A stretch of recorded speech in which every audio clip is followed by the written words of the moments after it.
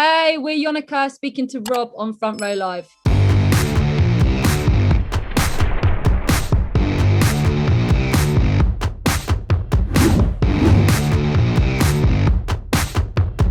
I want to jump in and talk about the new single because it's a brand new era of the band. It's the single, the song itself, it just hits you right in the face as soon as it kickstarts. So like, I want to talk about that creative process, that new discovery of the band and this new sound that you guys are creating now. Yes, thank you for having us. Yeah, it was so insanely good to actually finally release that song. Yeah. I think when we as soon as we completed the song, I think we kind of knew it had to be the first one back. Yeah, 100%. There was like it had to be the first single back because it just has like there wasn't really a discussion about it, was there? It was just like because we've been writing loads this past year, the year just gone, and it's like that was always the one that was going to be the first track back. So yeah, it feels really good to release that. When did the writing process for this song kind of kickstart, and what kickstarted the writing process for the song? Yeah, so that song started coming together in December 2019. Al kind of had the blum blum boom boom, and I kind of walked into the studio. I was like, what the is that? And then I kind of just started singing the words and the melody at the same time. Yeah, that first bit came quickly out immediately. Yeah. And then so we had that, and then we kind of like left it there for a minute, and then we came back to it, and then we all started trying to write like a chorus for it, and then we started getting lots of different ideas, and one of the ideas was actually what we used for the outro, that I'm a believer. So that was like kind of what we, do you remember, Rob, like what we thought of doing for a chorus, and it just didn't really work. And then like I was sitting on it and thinking, I was like, we need to just take a totally like new approach to this, and it needs to be almost like spoken, like it just needs to totally turn. And that's kind of how we treated the whole song, really. Like we wanted like a new, we wanted to get quite theatrical, and like we wanted like a new like section every second. So I reckon we started it in like December 2019, probably finished it like April? No, probably not even as late as April, like maybe March or something last year. Yeah. And as you kind of mentioned, the theatrical aspect of it, like that's what I get, like that moment the song kind of starts, like I get that vibe. What inspired the theatrical kind of style or sound with this new music, and how challenging was it to kind of create that sound as a band? I think like I can't say we actively went, okay, this needs to be theatrical. I think we were just, so we had just loads of freedom and time to mess around with stuff, so we were just writing like how we wanted to write and love to write, and just taking all these different kind of sounds and stuff that we love and just writing like that. And I think it was more to do with the amount of space and time we gave each song when writing, because before, when we were doing like the first album, we didn't give anything time. Like we just went song after song after song, like every song we wrote we put on the album. Whereas this time, or in our releases, we wrote like 50 to 100 songs, and we picked a certain amount of number to come out. And yeah, it just happened. And I think we love big sounds and big music. We love stuff that makes you like mosh and makes you jump around. Like that's the kind of music we love making, because we love that energy and vibe when we're at a show. And then like lyrically, it's kind of just about, don't worry about being overlooked by anyone else, because it's all on you. And like you only get one life, right? And then if you get to the end of it and you're like, what have I done? My eyes are scared to jump. Why didn't I say this when I wanted to? It's just like, seize the power now, because like you've got this time, like only time that exists is right now. So just go out and get it. Now the fact that this is like the main idea of the song, like when you guys went in to record, what did you guys do differently that you hadn't done before? So like Rob, for example, like what did you do differently with your drums that you maybe wanted to try before but you were too scared to? Like what was that like? Man, I found it super like super good recording those kind of drums for that track, especially because we did it in a kind of unconventional way, like because there's not a lot of like heavy kind of cymbals or like more kind of traditional rocky sounds in it. Like I kind of got to get a bit more creative with the kind of production side with Al, and we could really go in and like use like stacks on drums and like different tuning stuff. And we actually sampled loads of stuff just around the studio as well. Like there was a big flight of metal stairs in the studio, which we like mic'd up and recorded, and then like we processed to get like just our own kind of like samples and sounds and stuff. Yeah. So we kind of got to nerd out and go a lot more like kind of. I think another big thing about this track is like, I think only because we put this into a stripped back song the other day, I realized how much actual like musical like notes for me to balance on are not really there. Like it's basically just drums and kind of there's not really a chord stuff. progression. Yeah, well, there is in the chorus, but like but a lot apart from that, which I think I noticed only from the other day, that's something new that we've done with that song, because like most of our other songs, they've all got this like proper like bed for me to be on, you know, and this one's like it's a bit more scatty and just spacious. So that was, I think that's definitely a new thing we tried. What was it like producing this yourselves? Just because, you know, you're testing the waters once again. It's like starting fresh all over again. So that production process, like what was that like, being able to self-produce your single? And then how were you able to separate the artist to the producer as you guys were working on this? Sometimes it's stressful, isn't it? Yeah. Like it only becomes fun when you're on the other side. Yeah, like when you get to like towards the end, like apart from like I was the one sitting at the desk like this constantly, you know, so definitely more stressful for him. But if for me it's more like that time when you first start, you go in and you start doing the first little bits, you're excited. Yeah, you get that initial burst of inspiration. And then you realize just how long it's going to take. So much work on this. That's the fun bit, and then the next bit is like finishing it off. Is the I guess like the editing phase, which can sometimes be really laborious and take a really long time. And then you get the last little bit. And then you get that last bit when it's like when started to sound really good. when everyone's like, this is done. This is exciting. So it's going. Some songs it just happens to start really quickly. Production, like producing wise, though, I think no. I feel like they all take their time. Most of them take a while, but there's been a couple where the kind of it started to feel good really quickly. Which ones? Like Anthem. Was I not there or something? No, they definitely have. That's for the side project. I reckon as well, because Al loved like he loves production, producing, which I do as well, but I don't have as much patience. So I think I probably struggle more. Whereas like you can sit staring at it and changing things for like 24 hours. I'm sitting there and I'm like, Gah! I'm like, so that's probably why we think. Yeah, but that also can be a bit detrimental. Just messing with things again and again for like hours and hours. Sometimes you can sort of you're unable to see the forest through the trees, and you just get a bit lost in yourself. So it's good. I think team's lack of patience with it can be good, because it can force us to get to the finish line with something. Forces you to commit to choices like that. You're gonna have exactly.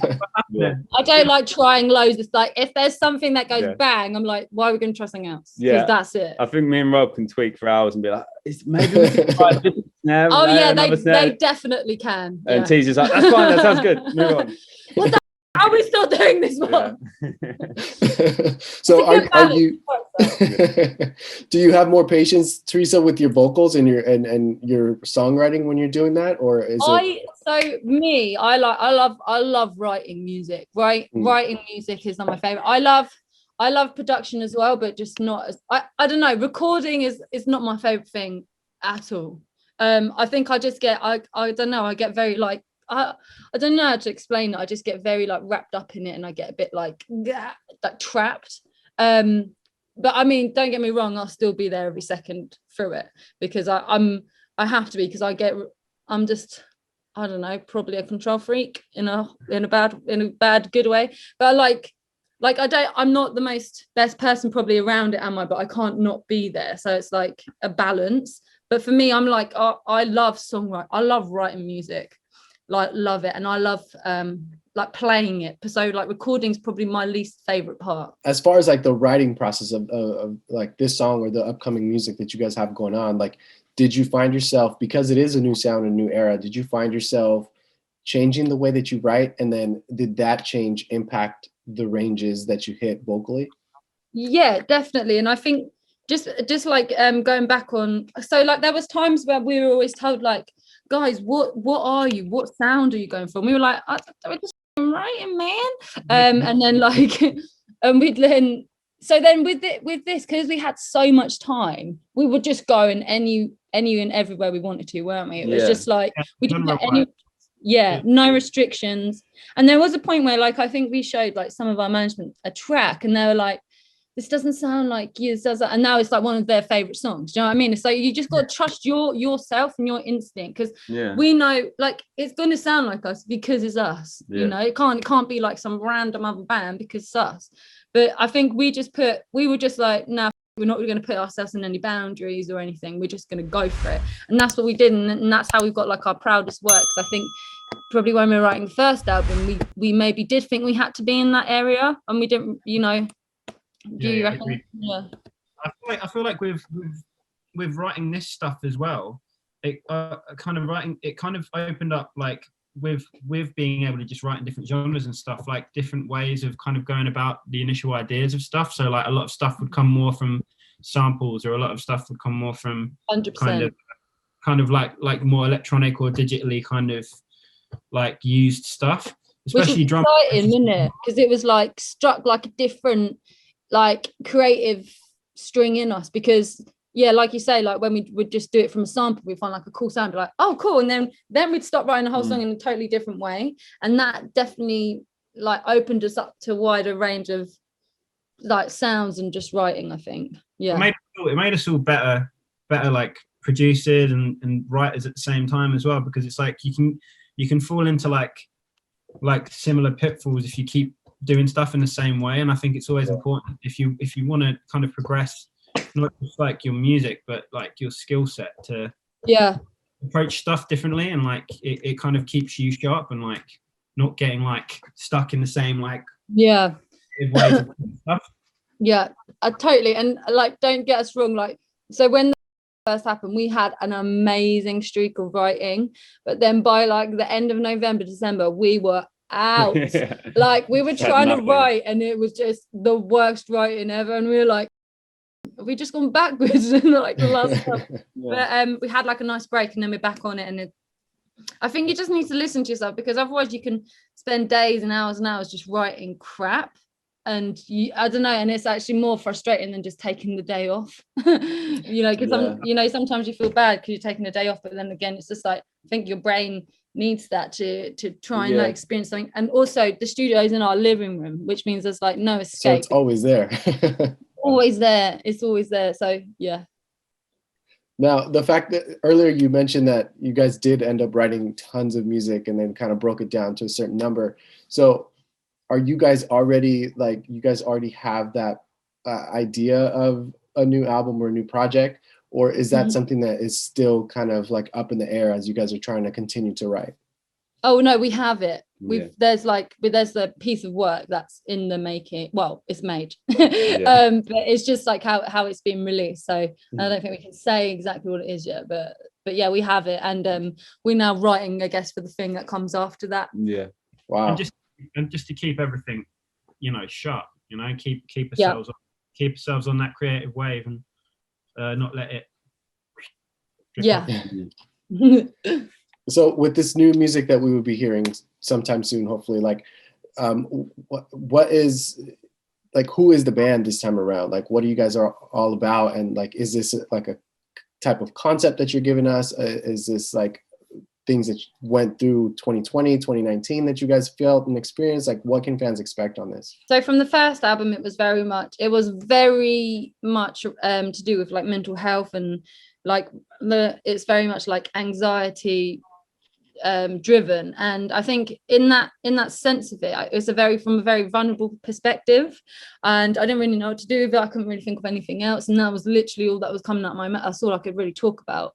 Whereas now this new music is a lot more like grabbing it by the balls and taking feels more confident. It's a lot more confident. Yeah, because I think that you can, like, there's only so long you can let something else lead your life to stop you from doing things. Like, and that's not to say I don't still have the same problems, or anyone else doesn't have the same problems, but it's just to say you're looking at it in a different way. And I feel like just before writing Seize the Power and stuff, I was feeling very jealous And that's just like the ugliest, stupidest trait, because that's when you really do suffer for your own work and your own life, because you're focused on someone else's life, and it's just so stupid.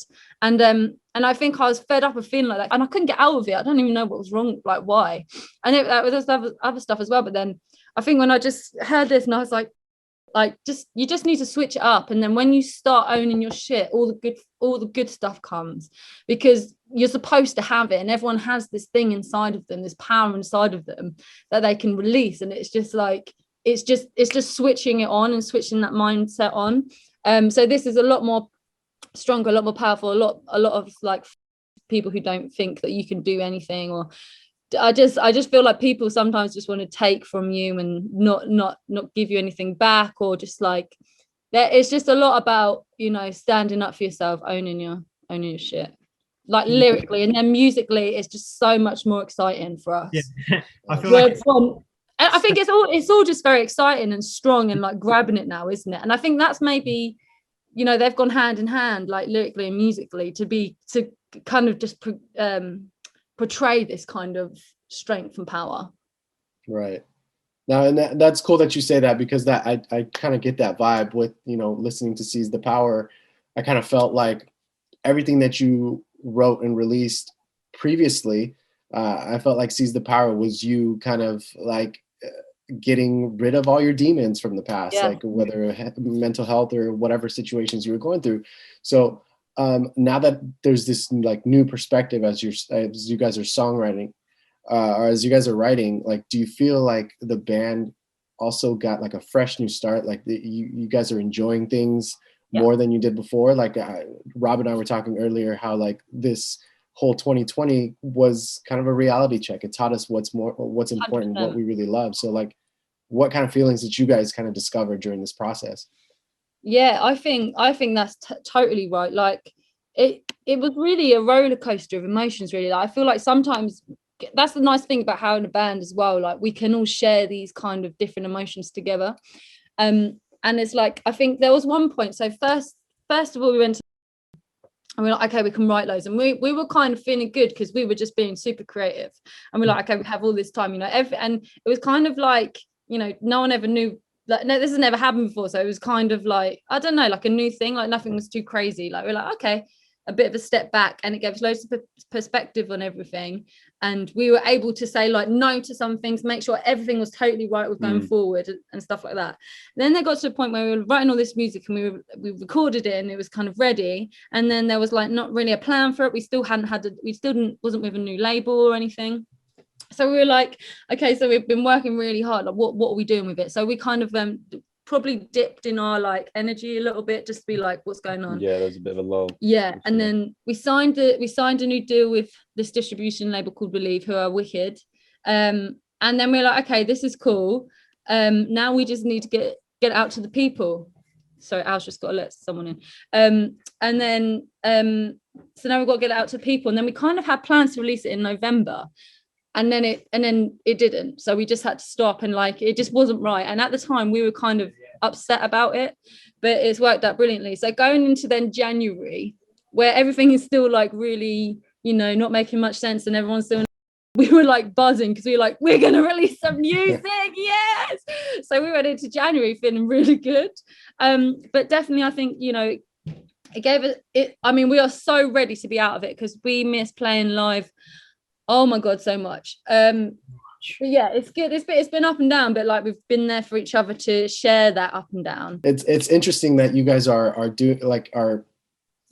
creating this new era of music, but at the same time, Netflix just released "Teach Me to Fight," which is a 2018 song on one of their new shows. So like that balance of like giving us some new stuff, but then people that never heard of you guys before are listening to your old stuff at the same time on a major platform. Like, how is that for you guys, and what does that mean for you guys? That's wicked. Like, because obviously that song's been out for like years. So whenever we get like, so whenever we get syncs and stuff like that, we're like, what? And it kind of tells you like how long things can take to turn around or like actually be discovered. Because for us, obviously, it feels like ages and ages, and we're like, oh, no one's interested, blah blah blah. But then it's just like sometimes it just takes for someone to discover it or have like the right team behind you to get it out to the places where it can be discovered. And no, it's like we absolutely love that. And watching that end scene, we were like, ah, it's so sick. It never gets old either. Like when you're just like, God, that's so cool, man. No way, yeah. I like Yes. around my mum. I was like, Mum, put this episode on. Yeah, brilliant. Go to the last scene. Yeah, last 2 minutes. Bang. The episode is fun. Yeah, just the last. Yeah. The last episode as well. It's just like that was. That's amazing. Well, as you, like I was telling Rob earlier, like I feel like, you know, now this new team behind you guys, you know, I feel like it's gonna help catapult the band, because you guys are amazing. Like you guys are so underrated. I don't understand why. I know. Tell me about that way. Like, so hopefully this new team, right? So hopefully this new team has what it takes to kind of put you guys where you guys deserve to be, because back in the day, supporting Bring Me the Horizon and supporting Fever 333, like I feel like it should be the other way around at the same time. I feel like you guys are ready for that headline. You guys are ready to like kind of like just explode and tour the world. So hopefully this is what this new era brings to the band. Yeah, so I hope so as well. I think the music's there to stand up for itself now as well, like even more so. So And the image, like everything, like I think we're ready for that phase now. Although, I feel like we're making art now, and it feels really good. And amazing. Well, thank you again for taking the time to do this, and hopefully the next time we do get to do this, like I'd love to do this in person if that's even a possibility. But thank you again for taking the time, guys. No, thank you very much. Have a nice day.